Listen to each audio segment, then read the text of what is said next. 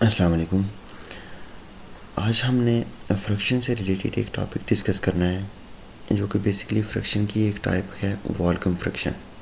जिस तरह फ्रैक्शन की डिफरेंट और टाइप्स थी, common fraction, mix fraction, proper improper fraction, तो इसी तरह हमारे पास एक टाइप्स आती है वॉल्कम फ्रैक्शन जो कि बहुत ज़्यादा सिमिलर है हमारे पास कॉमन फ्रैक्शन की। मीन कि कॉमन फ्रैक्शन में ही अगर हम एक एक्स्ट्रा कंडीशन ऐड करते हैं तो हमारे पास वॉल्कम फ्रैक्शन बन जाती है। तो कॉमन फ्रैक्शन की डेफिनेशन देखते हैं। कॉमन फ्रैक्शन हमें ये कहता है कि अगर हमारे पास दो नंबर्स हैं और वो दोनों के दोनों इंटीजर्स हैं, मतलब कि अगर हमारे पास नोमिनेटर और डिनोमिनेटर दोनों इंटीजर्स हैं तो हम उस फ्रैक्शन को कॉमन फ्रैक्शन कहते हैं।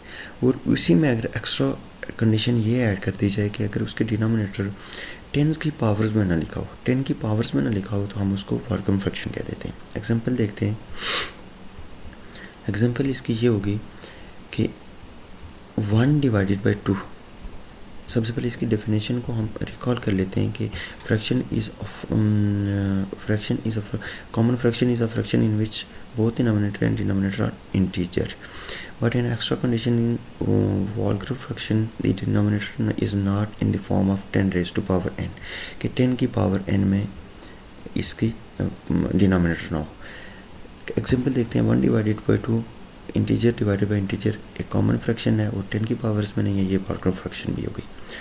सिमिलरली ये भी हमारे पास इंटीजर डिवाइडेड बाई इंटीजर है और 10 की पावर्स नहीं है, तो ये हमारे पास डिनोमिनेटर में हमारे पास 10 की पावर्स नहीं है, तो दैट्स वाई हम कह सकते हैं कि ये भी हमारे पास एक वॉल्कर फ्रैक्शन है।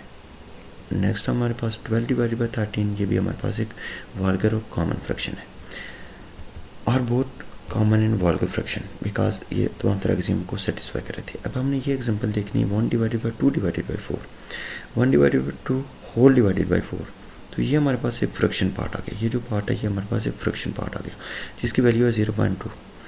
अगर 0.2 ये हमारे पास फ्रैक्शन डिवाइडेड बाई इंटीजर, तो ये हमारे पास कॉमन फ्रैक्शन नहीं हुई, और कॉमन नहीं तो ये हमारे पास वॉल्कर फ्रैक्शन भी नहीं हुई। सिमिलरली यहाँ भी हमारे पास डिनोमिनेटर 2/6 हो रहा है जो कि फ्रैक्शन में फॉल कर रहा है, तो ये भी हमारे पास कॉमन फ्रैक्शन नहीं हुआ। नेक्स्ट हमारे पास डिनोमिनेटर फ्रैक्शन में फॉल कर गया है जो कि हमारे पास कॉमन फ्रैक्शन नहीं होगा। इस तरह अगर हम वो एग्जांपल देखें जो हमारे पास वॉल्कर फ्रैक्शन नहीं होगी, तो 23 divided by 1000 10 raise to power 3, तो हमारे पास नोमिनेटर तो इंटीजर है, डिनोमिनेटर भी इंटीजर है, बट यहाँ पर वो एक्स्ट्रा कंडीशन फुलफिल नहीं हो रही। ये कॉमन फ्रैक्शन तो है बट ये वॉल्कर फ्रैक्शन नहीं है क्योंकि इसमें एक्स्ट्रा कंडीशन फुलफिल नहीं हो रही। और एक्स्ट्रा कंडीशन ये थी कि इसकी जो डिनोमिनेटर है उसमें 10 की पावर्स नहीं आनी चाहिए, तो बट यहाँ पर 10 की पावर्स आ रही है, दैट्स वाई ये कॉमन फ्रैक्शन है बट वॉल्कर फ्रैक्शन नहीं है। यहीं से हम एक इम्पॉर्टेंट रिजल्ट डिडक्ट करते हैं, वो ये है कि every vulgar fraction is a common fraction but not every common fraction is a vulgar fraction. कि हर जो वॉल्कम फ्रैक्शन है वो कॉमन फ्रैक्शन ज़रूर होगी, बट ये ज़रूरी नहीं कि जो भी कॉमन फ्रैक्शन हो वॉल्कम फ्रैक्शन नहीं हो, क्योंकि हमने एग्जांपल देखी कि इसमें 23 डिवाइडेड बाई 1000 ये कॉमन फ्रैक्शन तो था बट ये हमारे पास वॉल्कम फ्रैक्शन नहीं थी। दैट्स वाई हम ये कह सकते हैं कि ये हमने एक रिजल्ट डिडक्ट किया जिसमें कि कॉमन फ्रैक्शन हर वॉल्कम फ्रैक्शन होगा, बट जो कॉमन होगा वो वॉल्कम नहीं भी हो सकता, वो भी सकता है, वो नहीं भी हो सकता।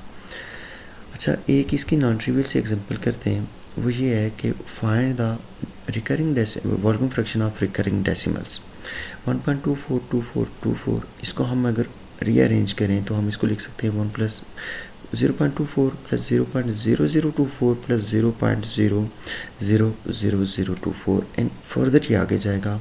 मीन कि यहाँ पर 4 0 थे, नेक्स्ट हमारे पास 6 होंगे, फिर हमारे पास 8 होंगे और ये कंटिन्यूसली चलता जाएगा।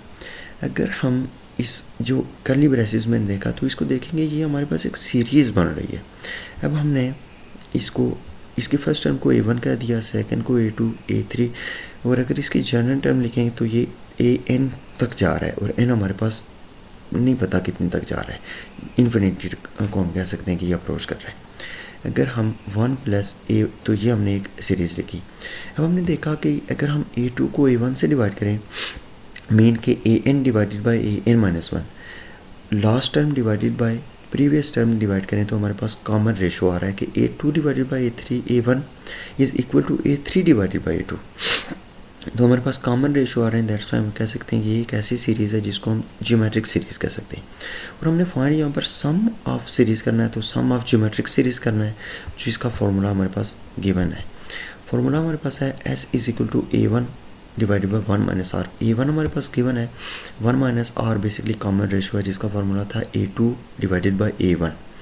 अब हमने इसमें इसकी वैल्यू पुट कर देनी है, तो A2 हमारे पास क्या था 0.0024 डिवाइडेड बाई 0.24। इसको हमने डेसिमल को ख़त्म करने के लिए 10,000 डिवाइड किया और 24 को 100 से डिवाइड किया। डिवाइड हो रहे थे, मल्टीप्लिकेशन में चेंज किया तो ये कैंसिल, 24 से कैंसिल हो गया। 100 multiply by 100 is equal to 10,000। So हमारे पास आर की वैल्यू आ गई 1 डिवाइडेड बाई 100। इसको पुटिंग ए में पुट किया हमने, तो हमारे पास आ जाएगा 24 डिवाइडेड बाई 1 माइनस 1/100। आप चाहें तो इसे यहीं पर सॉल्व कर सकते हैं और इसकी वैल्यू जाकर इसमें पुट कर सकते हैं, इस इक्वेशन में, इस सीरीज़ में। बट अगर वहीं पर जाकर इसको सॉल्व करें तो हमने इस पूरी इक्वेशन को ए में पुट कर देना है। तो वहाँ पर पुट किया तो हमारे पास आया 1 plus 0.24 divided by 1 minus 1 divided by 100। इस वाली टर्म का एलसीएम ले लिया जो डिनोमिनेटर में है, तो आ गया 99 डिवाइडेड बाई 100। 99 और डिवाइड 100 हो रहे हैं, इसको मल्टीप्लाई करेंगे तो 100 डिवाइडेड बाई 99 हो जाएंगे, क्योंकि 100 जाकर 0.24 से मल्टीप्लाई हो जाएगा। 0.24 से मल्टीप्लाई हुआ तो हमारे पास आ गया 1 प्लस 24 डिवाइडेड बाई 99। फर्दर हमने एलसीएम लेना है, एलसीएम लिया तो हमारे पास आया 99 प्लस 24 डिवाइडेड बाई 99, जो कि हमारे पास आता है 123 डिवाइडेड बाई 99। अब इस पर हमने एक्सियम को जस्ट हमने एक्सियम को टेस्ट करना है। तो हमने देखा कि नोमिनेटर भी हमारे पास एक इंटीजर था, डिनोमिनेटर भी इंटीजर था। सो हम कह सकते हैं कॉमन फ्रैक्शन है। एक्स्ट्रा कंडीशन हमने चेक की कि क्या इसके डिनोमिनेटर में कोई 10 की पावर तो नहीं आ रही, तो हमने देखा नहीं, ये 10 की पावर नहीं आ रही। सो हम कह सकते हैं कि ये एक वॉल्यूम फ्रैक्शन है। सो हमने ये एक रिजल्ट प्रूव किया कि हमने एक रिकरिंग डेसिमल्स को हमने वॉल्यूम फ्रैक्शन में कन्वर्ट किया। आई होप कि आपको इस लेक्चर की समझ आई होगी। अगर फिर भी कोई प्रॉब्लम्स है तो आप कमेंट सेक्शन में पूछ सकते हैं। Thank you for your attention. अल्लाह हाफिज़।